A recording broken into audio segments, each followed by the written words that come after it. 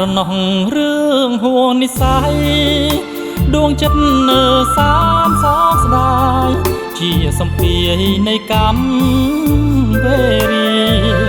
បួតាំងពីតូចបរិសុទ្ធព្រះធម៌ជ្រះថ្លាមិនគួរមកចាញ់ដៃស្នេហាឲ្យអាត្មាចាក់នោះព្រោះស្រីទុំសឹកព្រោះទាវនៅស្រុកត្បូងខ្មុំបងសឹកព្រោះតារូបមុំបងគុំថ្វាយទឹកអបការក្បត់នឹងព្រះធម៌គុណលងព្រះពុទ្ធសាសនាជឿតាមពីអូនសច្ចា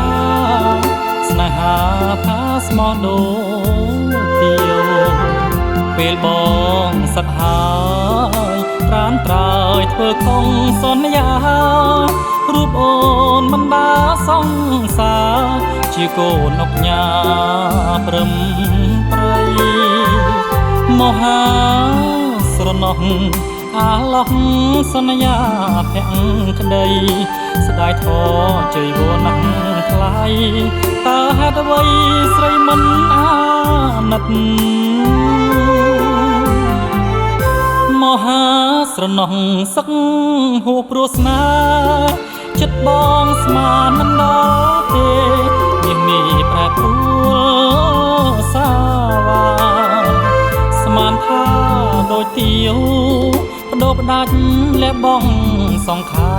រដឹងអីអូនចិត្តឬស្យាបងសូមសច្ចាសាងនោះដូចដែរ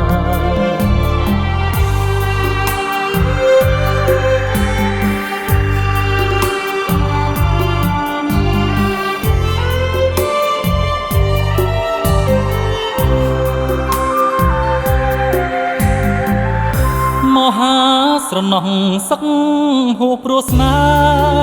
ចិត្តបងស្មានមិនដល់ទេមាននេះប្រែប្រួ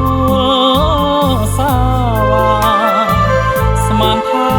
ដូចទាវបដូរផ្ដាច់លះបងសង្ខារដឹងអីអូនចិត្តឬស្យាបងសូមសច្ចាសាងនោះដូច